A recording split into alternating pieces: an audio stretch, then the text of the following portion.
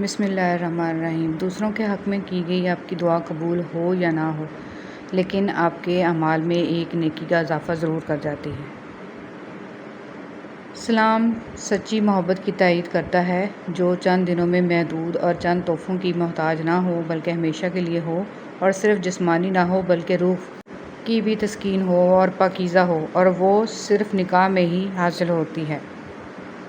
مومن صرف اپنی ذات میں نہیں جیتا، ایک طرف وہ اپنے رب کو راضی کرتا ہے اور دوسری طرف بندوں کی خیر خواہی کرتا ہے۔ صبر میں جبر نہیں ہوتا، صبر میں رضا ہوتی ہے۔ اس لیے جو سودے اللہ کے لیے کیے جاتے ہیں، جو چیزیں اللہ کے لیے چھوڑی جاتی ہیں، ان کو چھوڑنا نہیں پڑتا، ان پر اللہ کے لیے دل کو راضی کر لیا جاتا ہے۔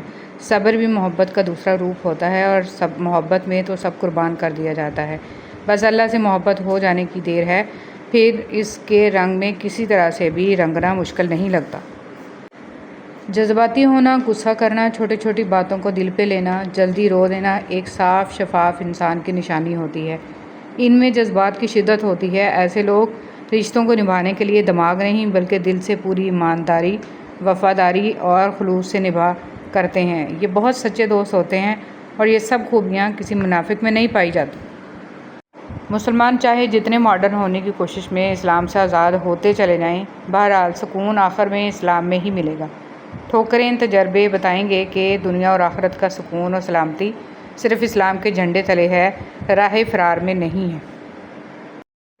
شادیاں کرنا، بچے پیدا کرنا، انہیں پالنا کوئی بڑا کام نہیں، یہ ذمہ داری جانور اور پرندے بھی خوب نبھا رہے ہیں۔ مسلمان ماں باپ کی حقیقی ذمہ داری اپنی نسلوں کو دینی تربیت کا ماحول فراہم کرنا ہے، تاکہ اپنے بعد ایمان والی نسلیں چھوڑ جائیں۔ جب آپ کچھ نہ بدل سکیں تو اپنی دعاؤں میں اضافہ کر دیں، کیونکہ پروردگار کے سوا کوئی آپ کو کچھ نہیں دے سکتا۔ حضرت شاہ عبدالعزیز محدث دہلوی رحمۃ اللہ علیہ فرمایا کرتے تھے کہ زندگی میں کبھی کسی عالم کی برائی مت کرنا، اور کسی عالم کی ذات میں کوئی عیب مت نکالنا۔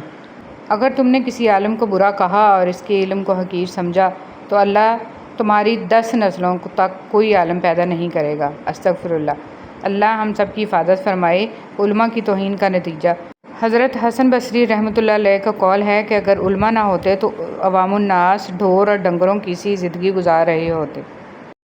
جب شیشہ ٹوٹتا ہے تو اس کی آواز تو فوراً ختم ہو جاتی ہے، لیکن اس کے ٹکڑے باقی رہ جاتے ہیں جو بھی اسے چھوئے سے زخمی کرتے ہیں۔ بالکل اسی طرح تکلیف دہ کلام تو ختم ہو جاتا ہے، لیکن دل دیر تک اس کی وجہ سے تکلیف میں مبتلا رہتا ہے، لہٰذا کبھی کسی کو اپنی باطن سے اذیت نہ دو۔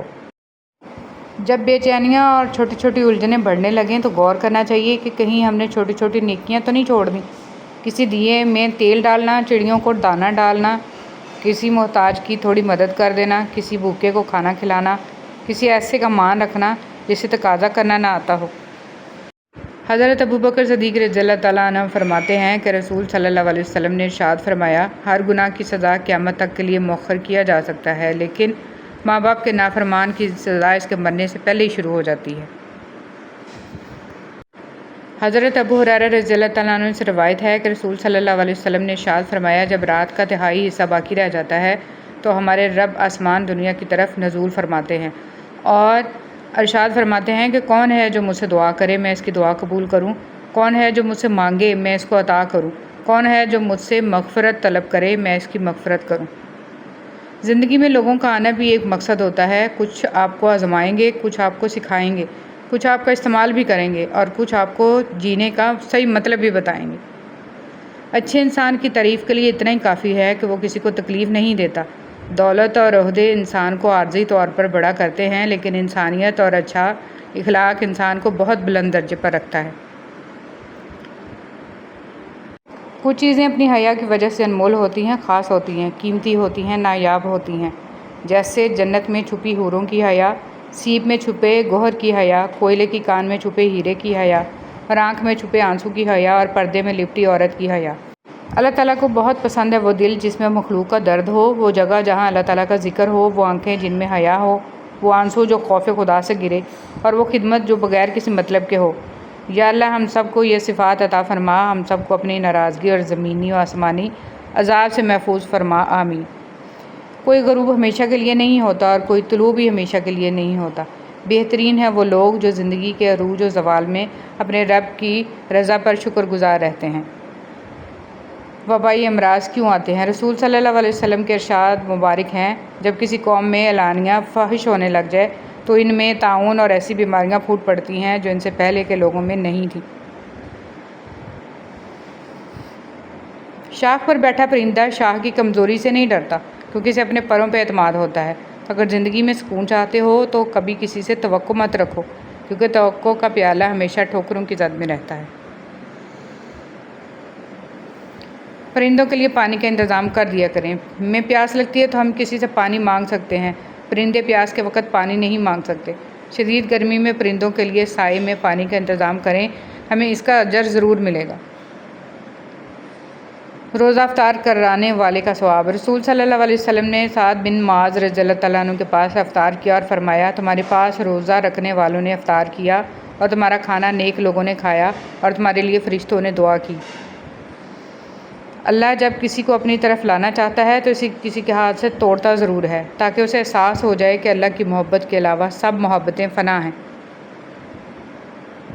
فرمان حضرت شیخ عبد القادر جیلانی رحمۃ اللہ علیہ، اے اللہ کا ذکر کرنے والے، اللہ کے پاس ہو کر اللہ کا ذکر کیا کر اور اپنی زبان سے اس کا ایسا ذکر مت کیا کر کہ قلب دوسرے کے پاس ہو۔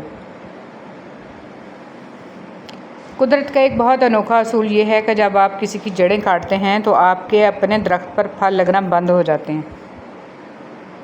انسان کو زندگی میں دھچکے لگتے رہتے ہیں، وہ گرتا ہے، سنبھلتا ہے، پھر اٹھتا ہے، دوبارہ پھر بھی چل پڑتا ہے، لیکن کبھی کبھی انسان اٹھنے کے قابل نہیں رہتا۔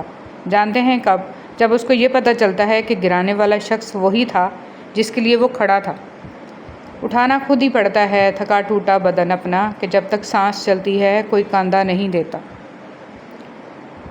حضرت عمر فاروق رضی اللہ تعالیٰ عنہ کو قول ہے کہ خشوع و خضوع کا تعلق دل سے ہے نہ کہ ظاہری حرکات سے۔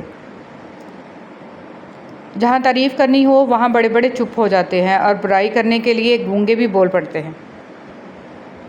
اے خالق کائنات، جن مشکلوں اور پریشانیوں میں ہم مبتلا ہیں تو انہیں اپنی شان کریمی سے حل کر دے، ہمیں دنیا اور آخرت کی ذلت اور رسوائی سے بچا اور دنیا اور آخرت کی بھلائی عطا فرما، آمین ثم آمین۔ استغفار عذاب سے حفاظت کی ڈھال۔ حضرت علی رضی اللہ تعالیٰ عنہ نے ارشاد فرمایا، تعجب ہے ان لوگوں پر جو نجات کا سبب اپنے پاس رکھنے کے باوجود بھی ہلاک ہو جائیں۔ پوچھا گیا وہ سبب کیا ہے؟ حضرت علی رضی اللہ تعالیٰ عنہ نے ارشاد فرمایا، توبہ و استغفار کرنا۔ سچائی کی سب سے سچی نشانی سادگی اور وضاحت ہے، جھوٹ ہمیشہ پیچیدہ ہوتا ہے۔ نکاح اتنی پاکیزہ چیز ہے کہ اس کو پانے کے لیے حضرت موسیٰ علیہ السلام نے 10 سال خدمت کی، اور زنا اتنا قباحت ہے کہ اسے بچنے کے لیے حضرت یوسف علیہ السلام نے 10 برس کے قریب قید کاٹی۔ پاکیزہ زندگی گزاریے، اسی میں راحت ہے۔ تحفہ صرف چیزوں کو خوبصورت ڈبوں اور لفافوں میں پیک کر کے ہی نہیں دیا جاتا، بلکہ آپ کے وہ الفاظ بھی تحفہ ہوتے ہیں جو دوسروں کو آگے بڑھنے کا حوصلہ دیتے ہیں۔ مشکل یا ناممکن کچھ نہیں ہوتا، رب تعالیٰ سب آسان کر دیتا ہے۔ کفران نعمت اور اسراف سے بندہ خود اپنی تباہی کا سامان کر لیتا ہے۔ اللہ اس انسان کو پسند کرتا ہے جو نفس کی لگاموں کو اپنے ہاتھ میں رکھتا ہے، نہ کہ نفس کو اپنی لگامیں تھما دیتا ہے۔ کبھی نہ کبھی یا کہیں نہ کہیں ہم اپنی امیدیں دنیا والوں سے جوڑ لیتے ہیں، پھر مایوس ہوتے ہیں، جبکہ ہماری امیدوں کا مرکز صرف اور صرف اللہ تعالیٰ کی ذات ہونی چاہیے۔ ہمیں یقین ہونا چاہیے کہ اس کے اختیارات لامحدود ہیں۔ زمین والے کچھ بھی کہیں، حکم اللہ کا ہی چلتا ہے، وہی ہوتا ہے جو منظور خدا ہوتا ہے۔ انسان کے نامہ اعمال میں لکھی ایک تسبیح بھی دنیا اور اس کے تمام چیزوں سے بہتر ہے، کیونکہ دنیا اور اس میں موجود ہر چیز فنا اور ختم ہو جائے گی، جبکہ تسبیح اور نیک عمل باقی رہے گا۔ دنیا کی خوبصورت حقیقتیں آنکھوں سے نہیں دل سے محسوس کی جاتی ہیں۔ بس پھر جب میں نے دل سے خوبصورت حقیقت کو محسوس کرنا چاہا تو میں نے اپنے رب سے زیادہ خوبصورت کسی کو نہیں پایا۔